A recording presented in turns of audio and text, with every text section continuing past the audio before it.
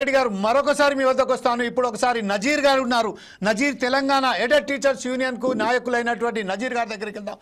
నజీర్ గారు, ఈరోజు మనం చెప్పుకున్నట్టు వీరి సంగతి ఏంటి అంటే ఈ విషయంపై ఈరోజు చర్చించడానికి మనం ప్రయత్నం చేస్తున్నాము. ఏదైతే రాష్ట్ర ప్రభుత్వం తీసుకొచ్చిందో ఒక విషయంలో కార్మికులపై పని ఒత్తిడి పెరుగుతూ వేరే దేశాలు 6 గంటల పని విధానాన్ని అమలు చేస్తూ 6 గంటలు కాకుండా వారానికి 4 రోజుల పాటే 5 రోజుల పాటు పని దినాన్ని చేస్తున్న సమయంలోనే మన ప్రభుత్వాలు మాత్రం వారానికి 6 దినాలు పని కాక ఈరోజు 10 గంటల పని కూడా చేస్తున్నారు. అయితే మీ వద్దకు వచ్చిన మాత్రం ఈరోజు తెలంగాణ యాడెడ్ స్కూల్స్కు సంబంధించిన టీచర్లుగా మీరు ఇప్పటి వరకు 18 సంవత్సరాల నుంచి 15 సంవత్సరాల నుంచి సర్వీస్లో కొనసాగుతున్నప్పటికీ మిమ్మలను రెగ్యులరైజ్ చేయకపోగా ఎలాంటి సౌకర్యాలు ఇవ్వకపోగా రేపు రాబోయే కాలంలో ఇప్పుడు ఎవరైతే రిటైర్ అవుతున్నారో వారికి ఒక్క నయా పైసా ఇవ్వకుండా ప్రభుత్వం ఎగ్గడానికి ప్రయత్నం చేస్తున్నది. ఈ విషయంపై మీరేమంటారండి?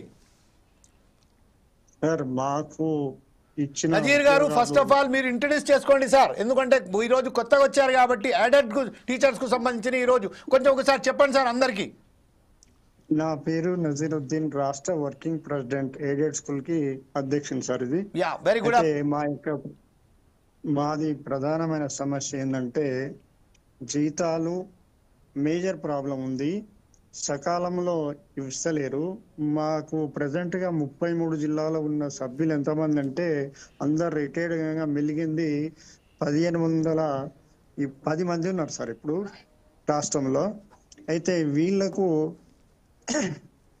గత ప్రభుత్వము టిఆర్ఎస్ కన్నా ముందు కాంగ్రెస్ అప్పుడు ఉమ్మడి ఆంధ్రప్రదేశ్ ఉన్నప్పుడు జీతాలు మొదటి తారీఖున తీసుకున్నాం, అంతవరకు సంతోషం. ఎప్పుడైతే టిఆర్ఎస్ ప్రభుత్వం వచ్చిందో మాకు అప్పటి నుంచి కష్టాలు మొదలైనవి.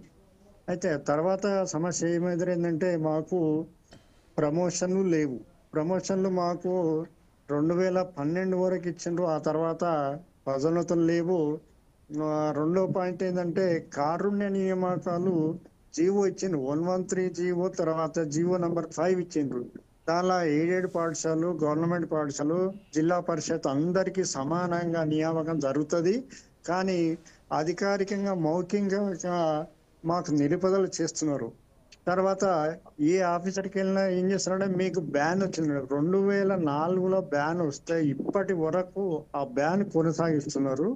తర్వాత ఆంధ్రప్రదేశ్లో మాత్రము నియామకం 2004 నుంచి ఇప్పటి కూడా వాళ్ళు చేపడుతున్నారు. తెలంగాణ నుంచి విడిపోయినా భర్తీ చేసుకుంటున్నారు. మాకు తెలంగాణ రాష్ట్ర ప్రభుత్వంలో బ్యాన్ ఉందని కుంటి సాకు చెప్పి ఇంతవరకు అధికారులు ఎలాంటి స్పందన లేదు. మేము ఎన్నిసార్లు రిప్రజెంట్ ఇచ్చినంటే అందరికి, ప్రతి ఉన్నతాధికారులకు, ఐఏఎస్ ఆఫీసర్ నుంచి ప్రిన్సిపల్ సెక్రటరీ కానీ, కమిషనర్ గారికి, తర్వాత వేం నరేంద్ర రెడ్డి గారికి, తర్వాత మల్లు బట్టి, ఇలాంటి స్పందన ఎన్ని లెటర్లు ఇచ్చిన ప్రతి అధికారికి దాదాపుగా 10-20 రిప్రజెంటేటివ్ సంఘం తరపు కాకుంటే జేఏసీ మీటింగ్ లో పెట్టిన మా సమస్య అంటూ ఏది మాత్రం ప్రస్తావన రావడం లేదు. మేము కోరేది ఒకటే ఏంటంటే మామూలుగా ఉన్న 1510 మందిని మాత్రము ప్రభుత్వంలో విలీనం చెయ్యండి అని కోరుతున్నాం ప్రభుత్వాన్ని. ఎన్ని రిప్రజెంట్ ఇచ్చినా ఒకటే పాయింట్ పెడుతున్నాం, మేము 10 కోరికలు కోరతలేదు. ప్రభుత్వంలో విలీనం చేయండి, వాళ్ళతో పాటు సమానంగా పనిచేస్తున్నాము.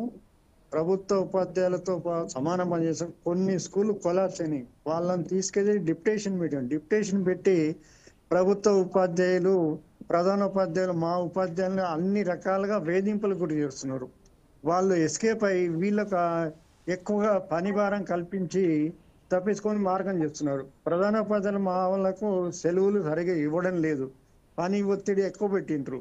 కాబట్టి మాకు తర్వాత కొంతమంది రీసెంట్ గా కరోనా పీరియడ్ లా హార్ట్ అటాక్ తో చనిపోయిన వాళ్ళకు ఇంతవరకు ఎలాంటి పారితోషికం లేదు, దహన సంస్కారం లేదు, ఎలాంటి డబ్బులు చెల్లించలేదు గవర్నమెంట్. మాత్రం హెల్త్ కార్డు కూడా రిటైర్డ్ అయినా కూడా వాళ్ళకి హెల్త్ కార్డు కూడా రావడం లేదు.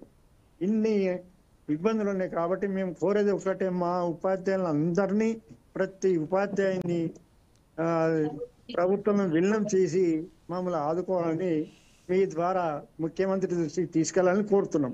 రైట్ నజీర్ గారు, మరొకసారి మీ వద్దకు వస్తాను. ఇప్పుడు ఏ గడప చూసినా ఎక్కడ కూడా తెలంగాణ రాష్ట్రం తీసుకొచ్చిన